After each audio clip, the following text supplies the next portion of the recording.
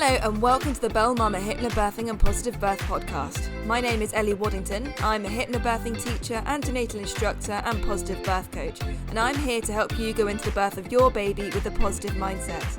Every week I share my top tips, advice and amazing birth stories to help you go from fearful and anxious about your birth to positive and confident. Make sure you hit the subscribe button and let's get into this episode.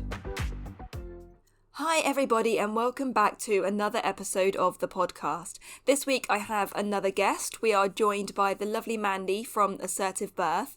Mandy is a hypnobirthing teacher and also teaches mindful breastfeeding as well in the West Lothian area. She's currently healing from the birth of her fifth baby, and today she's chatting to us all about her decision to free birth. It's an amazing story and I can't wait for you to hear it. Hi Mandy, thank you so much for joining us today. How are you? I'm good. Just adjusting to life as a mum of five, so it's a bit crazy at times, but all good. Five, wow, that's amazing. I mean, that's considered sort of quite a large family by today's standards. Does it feel like a large family to you? Do you feel like you have 5 children? Yeah, definitely. It was quite funny. I was speaking about this a few weeks ago, and when we had 4, it was like that was almost like the boundary of socially acceptable, and then when you have 5, people are just like totally shocked. Yeah. But yeah, no, it's good. I mean, it's great, and it's so funny because we never planned to have a 5th one, and I think if we had thought about it, we wouldn't have done it. But it just feels like so she it was kind of meant got taken out your hands. she Yeah. was meant to be here, so she was a little happy accident. But I think it's good that we never really had a chance to think about it, because we probably would have decided not to have one, not to have an extra one. But yeah, she just feels like she's supposed to be here, and she's amazing, and all the other kids love her to pieces. They just like kiss her all the time, and they just think she's amazing. So do you think she's going to be quite a spoiled baby? Do you think all the siblings are going to spoil her? Well, I don't know, because my 4th one, Iris, she's just 1, and she's been basically like thrown about since she was a little baby, and she's getting quite tough now. So I think this one will end up being even tougher, to be honest. Because they're quite nice and gentle with her just now, but they were the same with Iris. But as soon as she started getting a wee bit more mobile, she got thrown about the place. So yeah, no, we've found that sort of similar tough. thing with our 2. You know, when Annabelle was quite little, we'd explain to Wilfred, you know, if you do these things now, when she gets bigger, she's going to be able to do them back to you. And she's 18 months now, and she can hit him, she can push him, and beat him up, snatch toys off him. And I told him, you know, this is going to happen. Yeah, well, that's Iris now. She's starting to fight back, so she's tough. So I think this one will just end up being even tougher. Yeah. I think probably being the youngest of 5, and like because the next 2 are quite close in age with her as well, she's just going to end up having to fight back and fend for herself some of the time, I think. Well, good for her, you know. Poor me soul. Yeah, good for her. So we're here today to talk about your birth story with Alba, and you had a free birth. Now, first off, could you please just explain to us what a free birth is and how that differs from a BBA? Yeah, so it's basically intentionally giving birth without any assistance from any medical person or midwife or anything like that. And I guess there's quite varying levels of what people consider as free birth. Some people choose to have what's considered what they call a wild pregnancy, where they have no maternity care at all throughout the whole pregnancy. And then some people just choose to give birth unassisted, as in free birth. And then there's loads of different variations in between. So some people just accept some care, but not other parts of care. So for me, I did have maternity care. I had antenatal appointments. I declined some aspects of that, but I did have the sort of regular appointments, and then I just didn't have anyone there at the birth. Right, okay. And so a BBA, which does happen to some people, is kind of where you'd plan to have staff presence. Yes. That either birth happens too quickly and the midwives don't make it, or if you're on the way to hospital, you know, give birth in your car on the way to the hospital and that sort of thing. Yeah, so actually I've had two BBAs before. So my second baby, she was meant to be a hospital birth. And if you had asked me when I was pregnant with her if I would consider a home birth, I would have said absolutely not. Like, it wasn't something that was on my radar. It wasn't something that I even had thought about. It was just, you know, people just go to hospital to have their babies. That's it. And she was born in the house completely unplanned. So she was a BBA. And then my fourth baby, Iris, she was born before the midwife arrived as well. That was a planned home birth, but she just came really quickly. So yeah, that's when you want someone to be there, but they're not, they don't quite make it in time. Yeah. So what is it that kind of made you kind of make that decision that you wanted to free birth, or you and anyone that chooses to free birth? What usually is behind that decision? I think people's motivations are really different. And ideally, in terms of free birth, you really want to go into it not from a place of fear, um, or sort of trauma or anything like that. Like, you want to really go into it because I guess it's the way that we always did it in the past, wasn't it? It was, you know, we never had medical people involved in our births um, for thousands of years, and it's only quite a recent thing, really, that it has been more medicalised. But in reality, if you look at the sort of free birthing community of, you know, people connect that are um, deciding to go down that path, sometimes it then at the moment does come from a place of trauma or a previous negative experience. And I guess for me, it's been like a whole journey, really, of 5 pregnancies and 5 births, and that sort of brought me to that point. So when I had my first baby, as I say, it was like you just go to hospital and have your baby. That's what you do. And after I had him, I felt quite positive about the experience. But when I look back on it now, it was really heavily medicalised. It was that whole, what they say, that cascade of intervention. Once you have one intervention, it's likely to lead to another and all that sort of thing. So when I look back at it now, I think if I had known what I know now, I probably wouldn't have chosen some of the things that I chose then. And then, as I said, with my second baby, she was born at home unplanned. And if you had said to me, "Do you want a home birth?" I would have thought you were insane.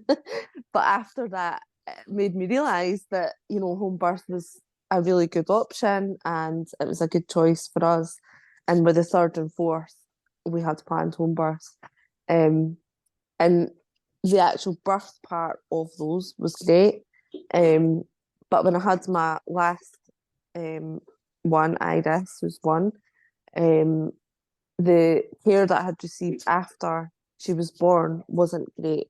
So she was born at home before the midwife arrived. And then when the midwife did arrive, the care wasn't ideal. There was issues around sort of the delivery of the placenta and things like that. And really, the midwife that attended was quite panicked and just brought a sort of stressful vibe into the environment, and it made the actual birth part of it was an amazing experience. And then the next part, the third stage, delivering the placenta, and then afterwards, became quite negative. And I had sort of said after that, if I was to ever have any more, which I'm not going to do because I wasn't going to have a number 5, um, I would probably like to do it without having anyone there, because the way I felt about it was the bit that I had done myself all went really well.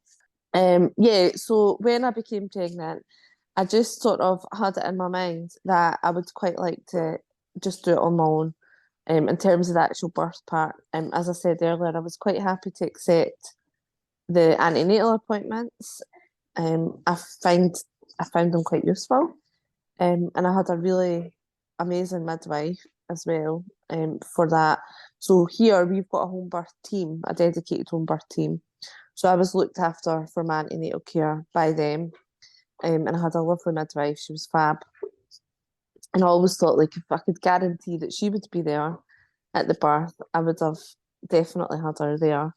But the issue for me was you don't know who you're going to get. So there's a combination of up to like 20 odd midwives that could come, because they have the dedicated home birth team. But if they're out on call to someone else, it would then be the community midwives. And again, it's just different personalities as well, isn't it? It's not necessarily what team someone comes from. It's just, so for me, sort of going back to the reasons, it did come a little bit from a place of fear.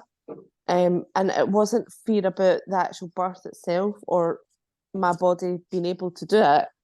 It was more who was coming into that space and the impact that they could have, on the environment and on the sort of course of events and how it would go.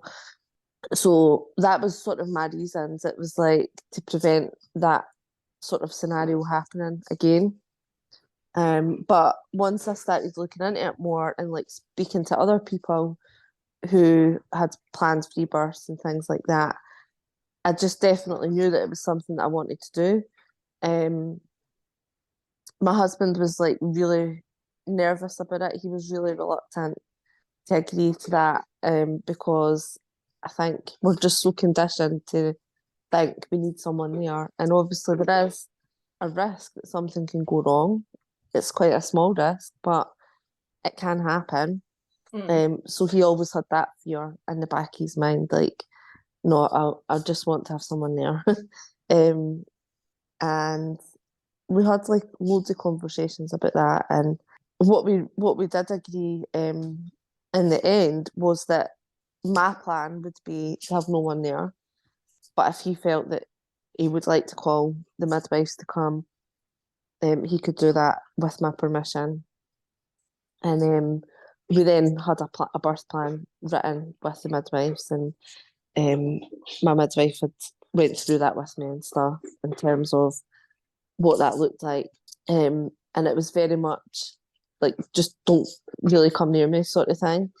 I had asked if the midwives could stay in the kitchen and just come into the room if needed, and if we had requested for them to do that. And that was all fine.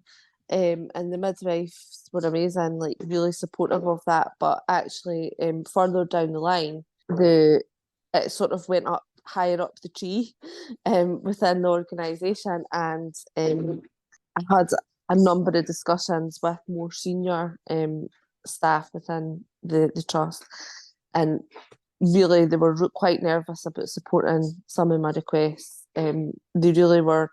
They were quite anxious about not offering different checks and things like that, which was interesting for me, because my view was, well, I've written it down in black and white that I don't want you to offer these things. So how would that then compromise your position, because you're just doing what I've told you to do, basically. But they were quite nervous about it, and it just sort of put a bit of a different spin on that option of having them there. And at the end of the day, we decided that actually, no, we're not willing to compromise on, not being observed and not being offered different interventions and things like that, or checks. And so we decided we're not going to call anyone at all. Yeah, I feel like I'm waffling on a little bit. Have you got any other questions about it? No, I was literally going to ask you, did you fine. come up against any hurdles, and how did your birth partner feel? And so you've literally answered all those questions that I had. Yeah. Anyway, so it sounds he like he was nervous about it, and there was a few different places where I reached out for support, because see, what they say is, obviously, when you're free birthing, it doesn't mean that you're doing it on your own. Like, you still need to get support, and you still need to have support in place. And I did consider having a doula as an option, but when I thought about that a bit more, I was really trying to replace a midwife. Yeah. And a doula is not a midwife, as you know. It's a completely different role. And really, my motivation for thinking about having the doula was for John's benefit. And John really didn't, it wasn't a doula he needed. He wanted someone that was medically trained to be there. So I sort of discounted that option. But there was a few different places where I looked for support. So obviously it's great now.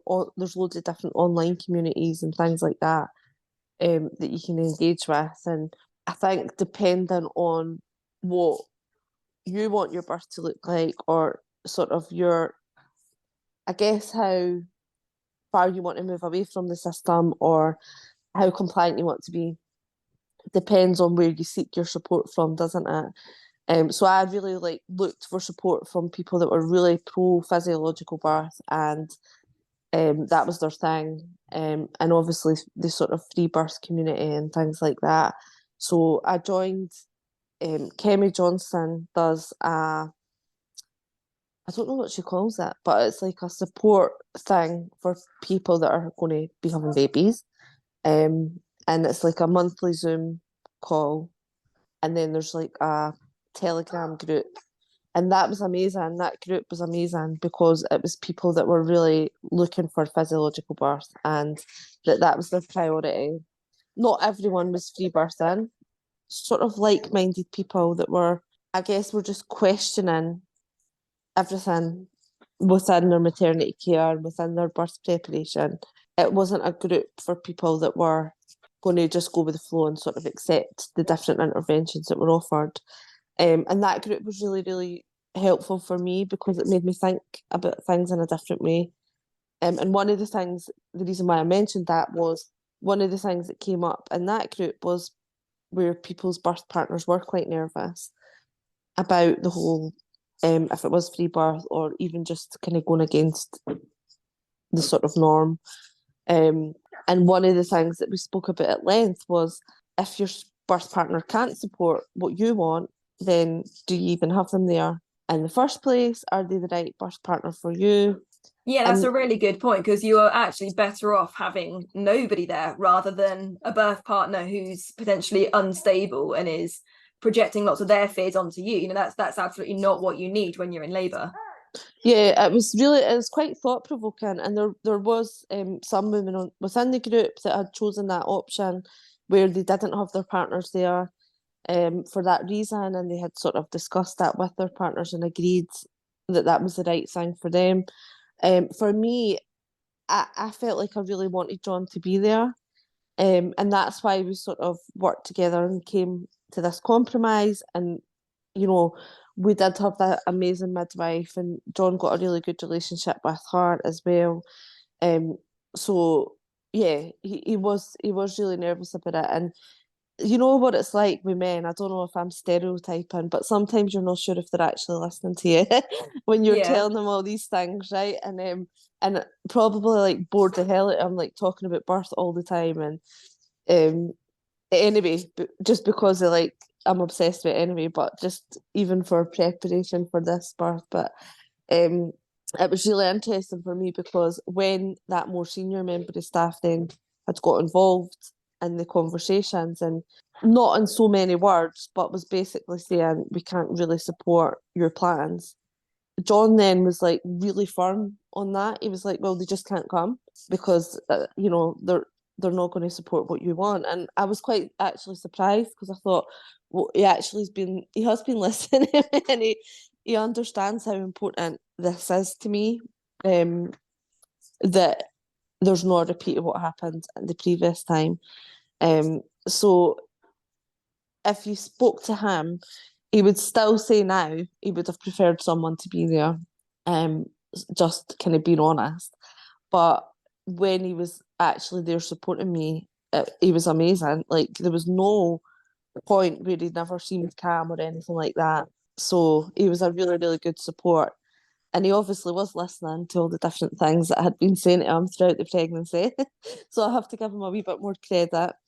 But yeah, he was nervous. But I think that's okay.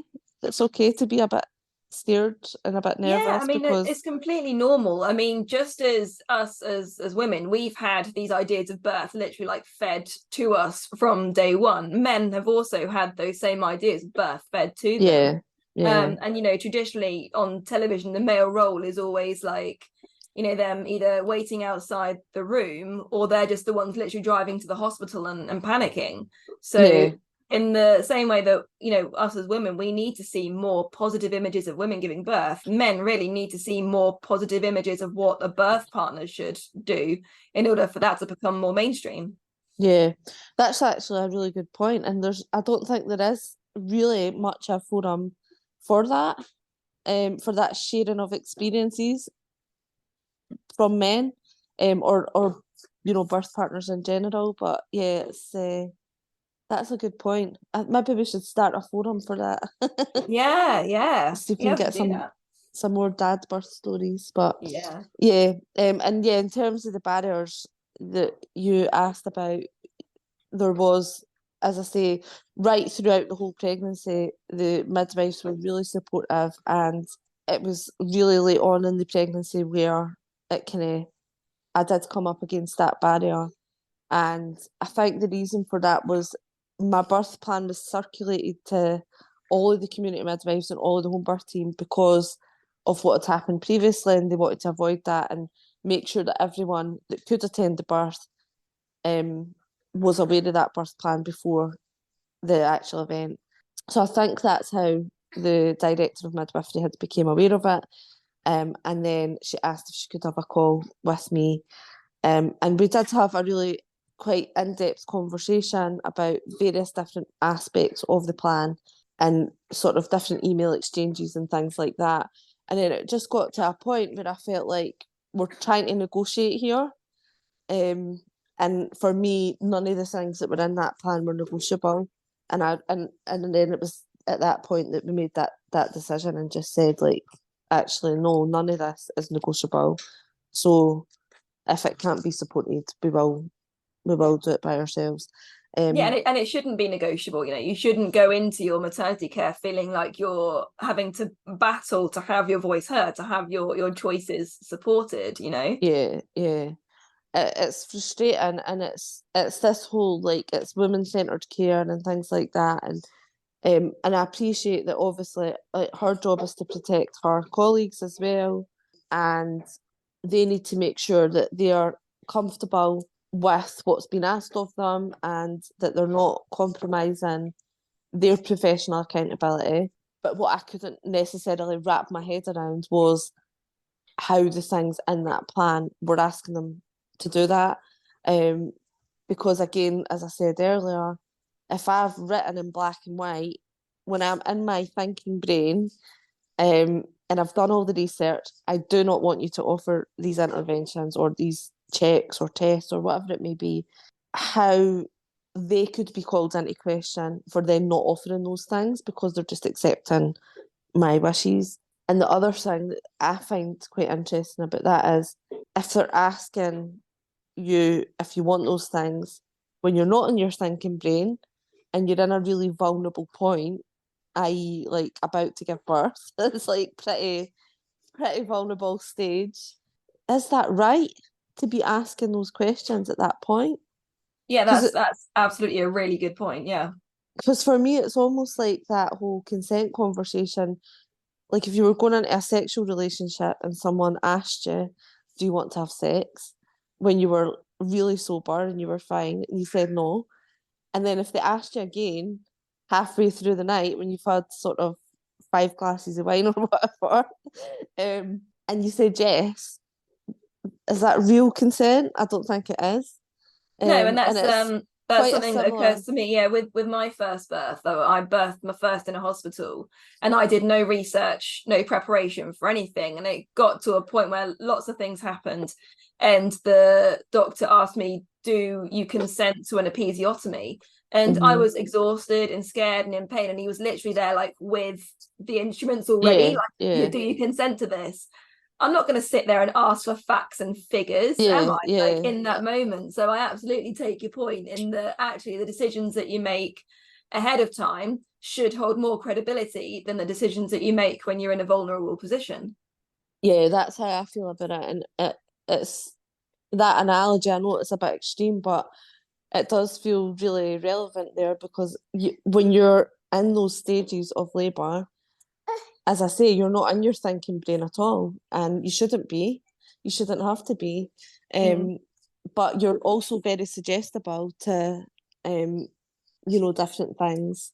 Yeah. So, yeah, I just don't know if it's the right time to be asking people those questions. And I think that's why the preparation in advance is so important. I know that that's something that you're really passionate about, is, doing that birth prep and having that birth plan and making sure that you've discussed that birth plan. Yeah. And although that situation was really frustrating for me at that time, I was really angry and annoyed about it and upset, and it was quite challenging, especially so late in my pregnancy. And but the good thing about it was we did have that conversation, and I knew ahead of time that they wouldn't necessarily support those wishes. So it then allowed me to make the decision, not to have them there. I think it would have been worse if they had came and then not observed the birth plan. So although it was a really, really frustrating situation and it was upsetting, and I think late in your pregnancy is a difficult time to have those conversations as well, really, isn't it? Because you shouldn't be at a stage where you're having to, advocate for yourself and negotiate with people. You should really just be resting and relaxing and getting into that little oxytocin bubble and things like that. So yeah. And I think it is also worth noting that although those midwives maybe were hesitant to support some of your choices ahead of time, none of those midwives go into midwifery thinking, my plan is to discount everyone's birth choices. Something that I've learned since becoming a hypnobirthing teacher is just how fearful midwives are of kind of litigation and the potential for their careers to be affected by those sorts of decisions. Yeah, definitely. And I think what was interesting for me was the actual home birth midwives and the midwives that I had met with or spoken with in the community side of things that would potentially be the ones that could have came out. All of the ones that I spoke to certainly were okay with the plan and I didn't really have any concerns about it. It was only really when it was escalated to a more senior level that those concerns started to come in. I mean, some of the midwives on the ground may have had concerns. I certainly wasn't made aware of any of those. But I think it is very much that the more senior, especially up the sort of tree, that someone gets, like they really are. The more seniors they get, like they are more focused on making sure that they're not getting sued and things like that, aren't they? So yeah. Right, so shall we move on to your actual birth story now? Tell us sort of how you started to feel in the lead up to your kind of due date. I don't like the term due date, but the time when the kind of the period, the month where you were expecting your baby to arrive. How did you start to feel? Did you start to feel like you were in labor? How was your body preparing? Yeah, I think it was almost like it was what I always wanted, but because of that conversation, it just made the final decision. And then I felt like I could relax after that much more.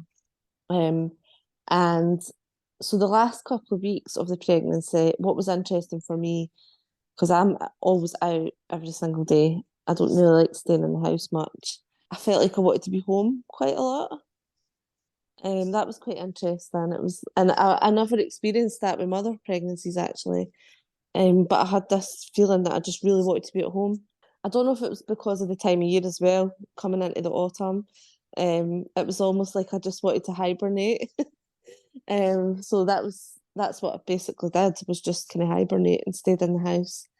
My husband was off work as well. And that was quite nice because he was just looking after the children and doing all the running about, and I was just sitting relaxing as much as possible, which is not always easy when you've got a busy house. So that was nice. I quite enjoyed that. And I just waited. I expected to go past my due date because I had with all the others. I had been 10 or 11 days over with all of them. I never for a minute thought like it would be before 40 weeks or anything like that. So I was quite relaxed about that. I wasn't sort of chasing labour or doing anything to try and make it happen.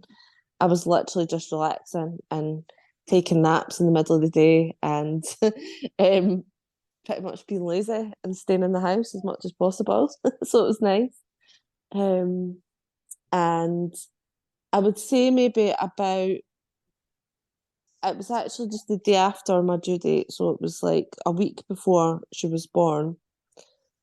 I thought I was going into labour that night, and I was like, "Oh, this is really early for me." And I had got up in the middle of the night, and I had went into the bath, and I was sort of getting what felt to me like contractions for about 2 hours, and then it just stopped completely. And then so I just went back to bed, and that was it. And then for the next week, it was like I was getting that every now and again, but it would just stop. I think looking back, she was probably trying to get into position or something. It was obviously doing something, but yeah, it just kept like coming and going sort of thing. The day that I actually had her, I get quite a lot of like tension in my neck and my jaw and everything. And it was quite bad that week. So I had just went and got a massage, just at a local place. And that was quite nice. And when I was getting that, I could feel those contractions again. But I had been getting them, as I say, for about a week now. So I did think, oh, maybe it's something, but also maybe it's nothing. So I wasn't overly thinking, oh, she's going to be born today or anything like that. And I got home and I was supposed to be going to my friends, but I texted my friend just to say, I'm feeling quite a lot of pressure, so I'm just going to stay in. But I said, it probably won't come to anything. And then I literally just put my phone down from saying that to her, and my waters went.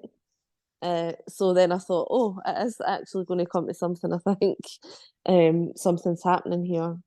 I did get that sort of bearing down feeling straight away, which was strange. And I actually thought the baby was just going to come really quickly. The previous three had been really quick.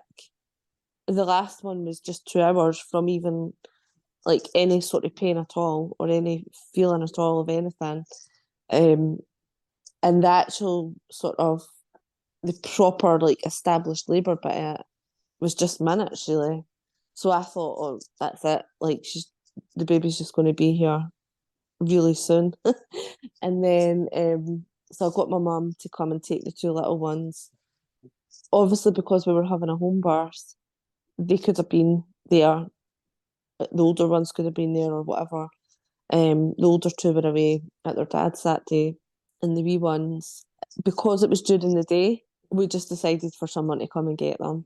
You see these amazing videos of people with their kids there, and I never worried about them being scared if they had been there, but it was just more having to look after them, and they're quite little, so I Mm. just felt like I didn't really want to be looking after them when I was in labour, and I wanted John to be with me as well. Like I didn't want him to be running about like having to make them sandwiches and things like that. So my mum came and got them, and as I say, I just thought it would have been really quick, and it was much longer than the previous times. So it just kind of went on throughout the day, and it was quite intense. And the waters, like the other three girls, no, I think with my second, my waters did go first actually. And then with the last two, they just sort of went like straight before they were born or as they were being born. Um, but I had never realised how much waters there was. Like it just kept coming the Yeah. whole day. It was like more and more and more. And I was like, where's this all coming from? Like, how's there Yeah. anything left? It was insane. Um, but yeah, so I was in the bath for maybe about 2 hours, just sort of some points lying back, some points leaning forward, just doing what I felt like I wanted to do. And I was enjoying being in the bath with the water and things like that. I never had a pool, because I'd hired one before with one of my home births and never got in it, and I just thought what's the point? It's a bit of a waste of money if I don't use it. Mm. And I'd also I'd liked using the bath earlier in the labours, but not, I'd like to get out before I had them and things. So I thought, okay, um, I'll just use the bath. But yeah, after about 2 hours, I wanted to get out the bath. I came to the living room and my husband had lit all the candles and stuff. So he was listening to me on that as well.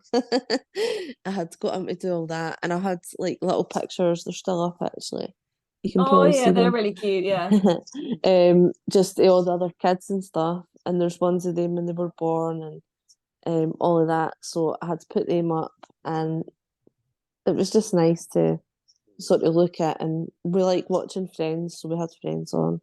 Loads of people say they watch Friends in labour, don't they? Yeah, I think it's like everyone's Quite sort of funny. comfort TV, isn't it? Yeah, yeah.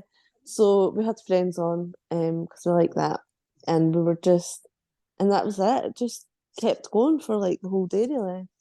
It was different because there was nobody there. So obviously, normally, even if you're at home, like you've got someone there and they're sort of checking on me and things like that. So I was really conscious of just making sure that I still felt okay. Mm. So every so often throughout the day, I just kept like, I was almost talking to myself just to say like, do I still feel safe? Um, am I still okay? Do I need anyone to be here? Because that's the thing as well. When people think about free birth or even home birth, they think like it's a sort of fixed plan. Yeah. But always, if you feel like you're in danger or you need help, you're going to ask for it. Yeah, of You course. know, it's not an irresponsible choice. Like you've thought about all these things, and it's not like home birth at all costs or free birth at all costs. Yeah. It's as long as that's right for you. So if I needed help, I would have asked for it. But I just sort of kept checking in with myself throughout, just thinking, do I feel safe?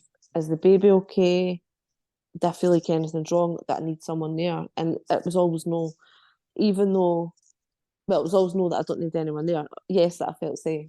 Um, Yeah, and I think that's a really kind of important point to make, is that often the points that I hear from ladies that kind of want a home birth, they're a bit scared. They're thinking, oh, what if something goes wrong? And I think we have this idea in our head that something will go wrong really quickly and you like bleed to death on the floor right there. And yeah, it's extremely unusual in labour for something to go wrong really quickly. Usually, if there is some sort of a problem, you have yeah, time, like you have time to make a decision before it gets to be an emergency. absolutely, yeah. And yeah, and obviously I had done a lot of research as well in terms of things that could go wrong, how to manage them at home if that was something that you wanted to do, but always there would be an option to call in someone else for help if needed as well. So yeah, that is really important to think about, because that's when people think about home birth or free birth, they do see it as quite a radical option. Um, you and I know better because when you research the different risk factors, um, actually at home, a lot of them are reduced. So, it's maybe uh, the things are less likely to happen anyway if you're at home. But yeah, they can happen, and there needs to be a situation where you deal with that. But I always felt safe throughout the whole thing, and it had obviously went on a lot longer than I had expected it to. So I think that checking in with myself was really important to say, like, is this taking longer because there's a problem here? Like, what is going on? Yeah. But I So never how felt. long was this labour? I mean, it was only 8, 9 hours, which is like a completely normal length of labour. Yeah, to be Um, fair, that's shorter than both of mine. Yeah. yeah, but it was, I think, just because for me it was much longer than the others. Yeah. It was different from what I expected. So yeah, I just kept sort of checking in and thinking, like, do I feel like something's wrong? And I never did. I think it was probably a positional thing. I think that's why it was taking a bit longer than others did. Yeah. Um, but everything was fine. So I would say it was pretty intense throughout the whole day, to be fair, and the contractions were quite strong. And I was just I was moving in and out of different positions. And again, I think that was probably a positional thing, trying to get her into the right position. But I'm always very much like, I don't like to overthink that side of it. I Mm. think we can get really obsessed with. So obviously, we don't want people to lie on their back, ideally, when they're giving birth. But I think sometimes it can go the other direction where people are focused on specific positions that they need to be in to give birth. So whilst it's good to be upright and like not on your back to keep your pelvis open and things like that, I don't think it's a good thing to be like, I just need to be in this particular position. This is how you give birth. So I was just Yeah, really trying to tap into my instinct, like yeah. what position do I feel like I need to be in, rather than doing something specific. You And know? actually, you get so sort of into your zone, into your brain, that you don't even think about it. Your body just moves, and you just go into those positions. Yeah, That's why it's so important to kind of stay mobile and to let your body do its thing, because your baby like is not just literally coming down and out. There are so many little intricate movements that your baby has to make to kind of shift through the pelvis, and all of the little movements that you make during labor, that even like opening your legs, moving your hip to one side, doing a yoga ball, those are all helping your baby to descend into the pelvis and make their way out. yeah. And there was a couple of times when I was sort of sitting down, like just sort of sitting in a seated position, and that's not necessarily something I would have thought I would have done in labour. But at that point, it just felt like that's the position that I needed to be in. Most of the time, I was up and moving around and things like that, or sort of on all fours. But there was times where I was sitting back, and yeah, I just sort of went with what I felt like doing at that point. And like there was a few times where I was sort of, it was quite interesting because I read something a couple of days later, and it was talking about different positions for labour. I think it was a biomechanics thing, and it was talking about like lunging to one side. And I've never read anything on that, but I was doing that just instinctually. Yeah. And that again, as I say, I think that was a positional thing, trying to get the baby into the right position to come down. And I was obviously just doing that without thinking about it. So it just shows, if we're left to just do our thing, we'll do the right thing, won't we? We'll do the right thing to get the baby into the right position Well, yeah, without even exactly. having to think about it. So that was quite interesting. So yeah, it just kind of went on for what it felt like. It was weird because when my husband told me what time it was, it felt like nowhere near that amount of time had passed. But I was also conscious that it wasn't as quick as the other ones had been. It was like I just had this awareness of that. And then for about the last hour or so, it got really, really, really intense, where I was making like the most insane noise, and to the point where I was like, is that me that's making that noise? It was absolutely bizarre. It was like an out of body experience.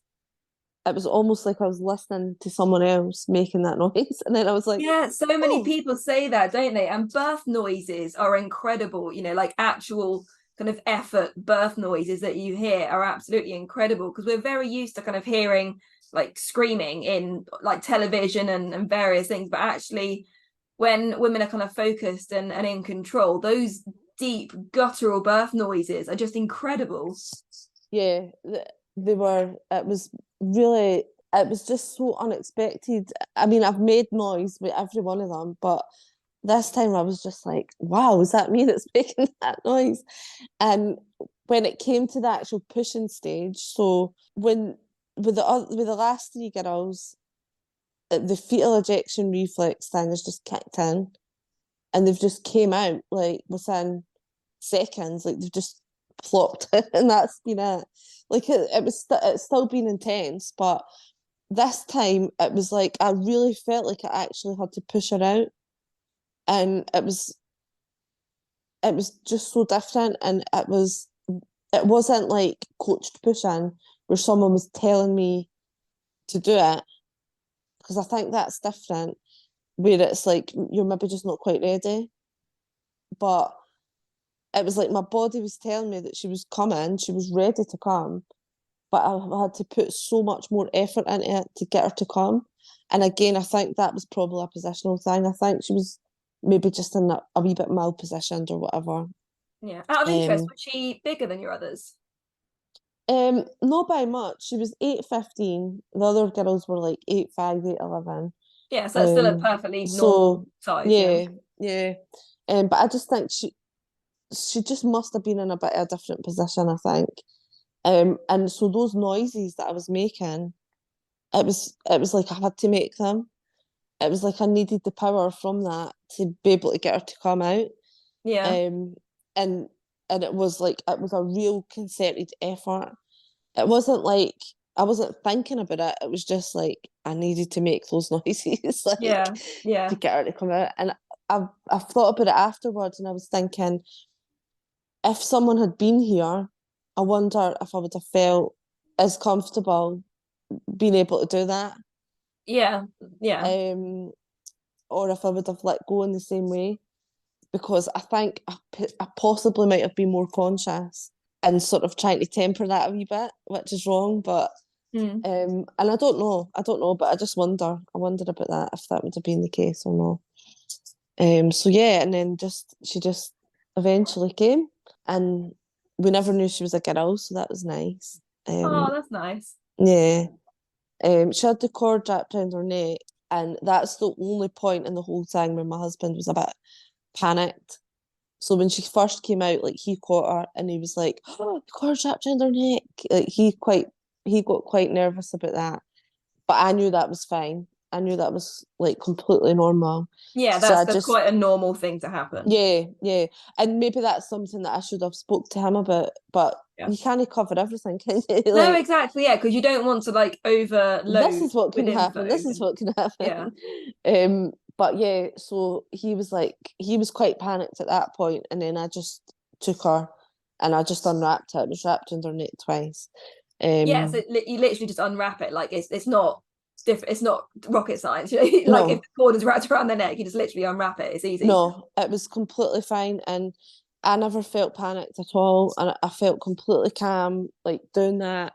And I think that's a big fear for some people, isn't it? So it's good to know that it's normal and to be reassured by that, because Yeah. I only knew it was normal because I had read other people's birth stories, and that, or like I probably would have panicked as well if I wasn't Mm. aware of that. So yeah, it was absolutely fine, just took it off, and then she found out she was a girl, and just sort of that was it. We were in our little baby bubble, and she was here, so it was lovely. And it was really nice it just being the two of us, actually. And then there was quite a bit of blood come in. I noticed there was just before she came out, there was quite a lot of blood starting to come on the pillow that was underneath me and things, and I was aware of it. And that was one of the things that I don't think not nervous about, but it was something that I was aware that I would need to keep an eye on, being at home and Yeah. being on my own. Yeah, and it's And important to note that like a small amount of blood can look like loads. Like, you yeah, know, it's normal to lose like 100, 200 mils. And actually that looks scary. It looks like a lot, but there's actually a very normal amount. yeah, yeah. It was so I was kind of aware of that, and I was thinking like, I'm not sure if that's too much or not. Um, and we had always intended to call the midwives out after she was born and after the placenta had came, um, because at that point, like that was fine, everything's been done. It's they just come and do the checks and things like that.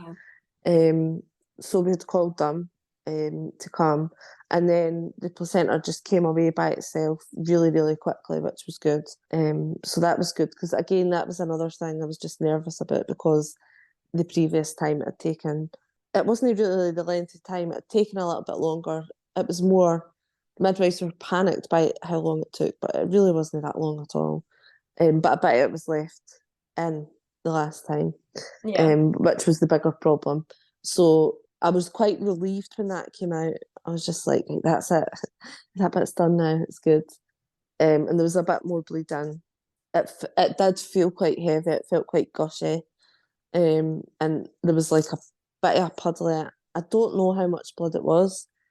But when I did so I talked a wee bit before about different support that I had. One of the other things I did was Sam Gadsden's free birth course in a group thing. And in that it talks about hemorrhage and things and what you can do at home and natural remedies. So I had the shepherd's purse, which was a tincture. I just took some of that and we cut a little bit off the placenta and if you put it inside your cheek, apparently that can help with stopping bleeding. So I did those things.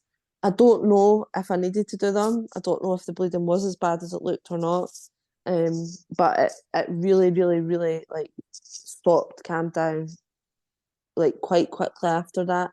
Whether that would have happened anyway, I don't know. But it was reassuring to have those things in place to be able to do them.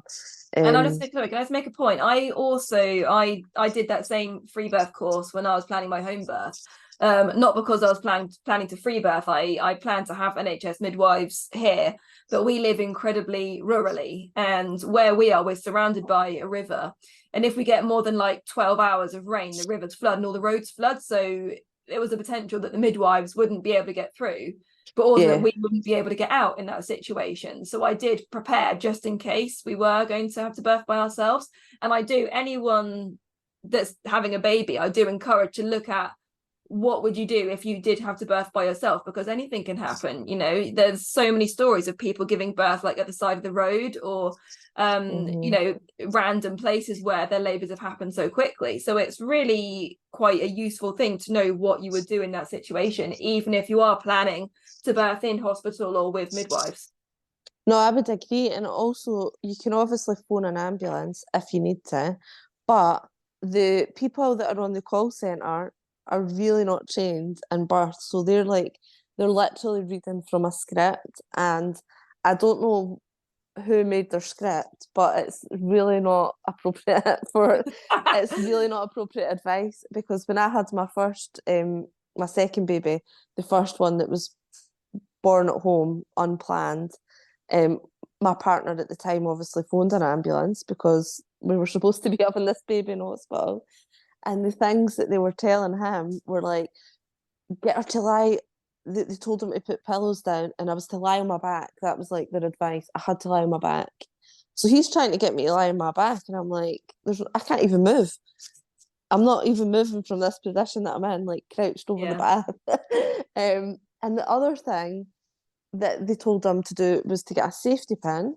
I don't know what the safety pin was for. No idea. And the other advice I often hear people told is to get shoelaces. Oh my God, yeah. Yeah, you've heard that one. Yeah, that's absolutely nuts that people are actually told to do that. It's insane. And the other thing was when I had her, they instantly cut the cord just straight away, because that's obviously what's in their training to do. Yeah. And I wasn't even aware of what was happening, to be honest. But if you had prepared yourself and you were aware of how you would deal with that situation, you would know that those pieces of advice were not to be followed. And again, when I was sort of arranging my home birth with my midwives, they also warned me about the advice of the paramedics and how it's out of date, and that our midwives basically said we'd rather you were on the phone to us than the paramedics because of the outdated advice. Yeah, no, so I would agree with you. I think preparing yourself just in case that happens is a really sensible thing to do. Because also if you've not prepared, it might end up being a traumatic experience, whereas it doesn't really have to be. I actually found it quite positive when I had that unplanned one, just because it all went really well, and I guess maybe that was just lucky as well. But yeah, I would agree, just prepare for everything as much as you can without overloading yourself. Right, so we're sort of coming to the end of our session together now. We've been talking for a long time. These chats about birth, they can just go on like forever and ever, can't they? Yeah, sorry, I'm a bit of a waffler as well, to be No, honest. I absolutely love it, and I'm sure my listeners are going to love it as well. But I'm not sure the memory of my computer is going to love it, so I'm going to sort of bring it to an end there before the memory on my computer runs out. Before we stop recording, do you have any kind of final messages, any parting words for any of the listeners? I think just really think about the kind of birth that you want to have, and really think about what your boundaries are and be very clear on that. And that applies to any type of birth, not just for people that are considering free birth. Um, but when you're sort of drawing up that birth plan, you need to just be really, really clear in terms of what your boundaries are. And that might lead you down a different path for your type of birth that you want to have, than you expected, but just be open to that. And I always think if you look into an option and research it and decide it's not for you, you've not lost anything by doing that, have you? So yeah, and trust your instincts is a big one. Absolutely. Yeah, brilliant. Thank you so much for joining us today, Mandy. Enjoy the rest of your day. Thank you. And I'll speak to you again soon. Thank you. Bye. If you're curious about hypnobirthing and how it can help you to have a positive birth experience, click the link below in the description to receive my free Introduction to Hypnobirthing guide. You'll receive an 11-page downloadable guide all about what hypnobirthing actually is, how it works, and all of the most commonly asked questions. Thank you so much for listening today, and I'll see you next week. Bye!